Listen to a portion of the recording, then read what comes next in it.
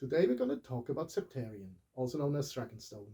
And you can see with the pattern how it's got its nickname, because it does look a bit like dragon scales, doesn't it?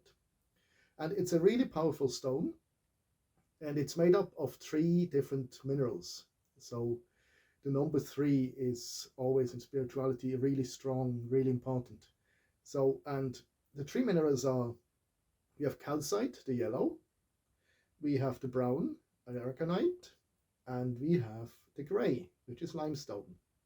So these crystals were formed about 30 to 50 million years ago on the seabed, when there was the Cretaceous area. There was lots of volcanoes, and sea life was attracted to the seabed, the fertile seabed. So, and then when they died down, they started to decompose, and the calcium shells, they stayed. And then when the oceans receded, they started to crystallize and form these beautiful crystals.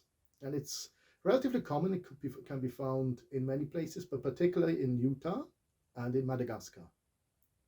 So in terms of symbolism or meaning, this is a really good grounding stone.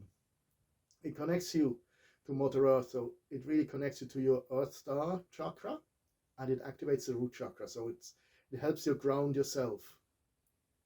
So the browns and the greys are very much the colors of the root chakra, particularly of the Earth Star chakra.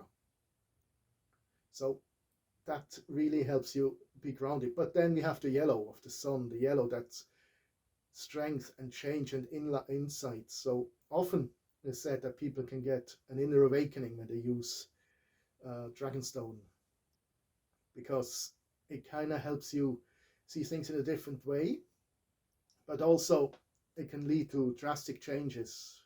Old habits are replaced with new ones, and it can work kind of slowly. Sometimes it can work overnight, so it can be really quick, the changes. Or if it's to do with your emotional body, healing the emotional body, that can take longer, but it will get there. So it's like the earth helping you getting rid of blockages and getting rid of your emotional baggage.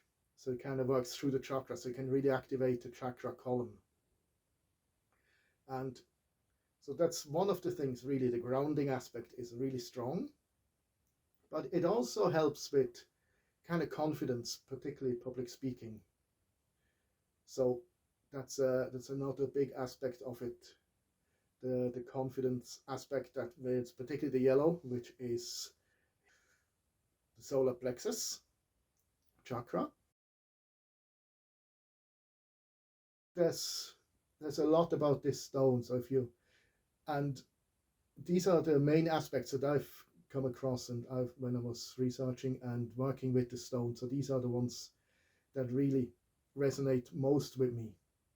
So, but there's lots of different opinions. So, and I think what's really important with any crystal is you can read about them, and then, but if you really work with it, if you meditate with it, so if you simply just hold it in your hand and connect with the crystal as you meditate, or particularly shamanic journeys are very powerful to say that if you set the intention to go and visit the spirit of Septarian, then they will tell you what's most important for you. So when you connect directly, so what aspect is most important for you? So I would encourage you to go and try it out, meditate with it, journey with it.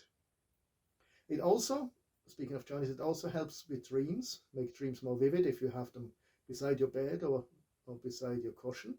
So it can help you experience your dreams more vividly. That's another. So if you actually couple that with amethyst, which connects you to the higher realms during sleep, so the two of them can make quite a potent combination. So a good thing is you can wear it, so you can have it in your pocket. So it's quite a soft stone, relatively speaking. So the best thing is to have it in a little pouch, a little bag like this, maybe. So you put it in the bag, and just make sure it doesn't have other crystals around it, harder crystals like quartz or those kind of hard crystals, because they can scratch them quite easily. So yeah, or you can wear it as jewelry, so to get that kind of protective, nurturing energy, the Mother Earth energy. And also you can make elixirs with it, a nice grounding elixir or emotional healing elixir. So that can be very powerful as well. And yeah, in terms of caring for it, as I said, it's quite soft, so make sure you don't have it use anything abrasive with it. So when you wash it, you can wash it in, or cleanse it in kind of tepid water, or you can put it out in moonlight to recharge it and cleanse it. You can use selenite as well, so you can put it on a selenite plate or surrounded by selenite. That helps cleanse it as well. And so these are the kind of the main options you have for cleansing, but also sage. Nearly forgot the sage, so you can smudge it. So just be careful, maybe when it's wet, that you kind of clean it with a soft cloth. Yeah, and it can be programmed as well, like any other crystal. So quite often when you make the elixir, you program it for whichever kind of aspect you want to highlight in the elixir. So that's the main things about Septarian. So I hope you enjoyed that video. And as I said, if you find different aspects or different meanings, uses, let me know in the comments. So I always want to learn, and as I said, it can be different for everybody. So I would really, as I've said before, journey with it, meditate with it, and let me know what's come up for you.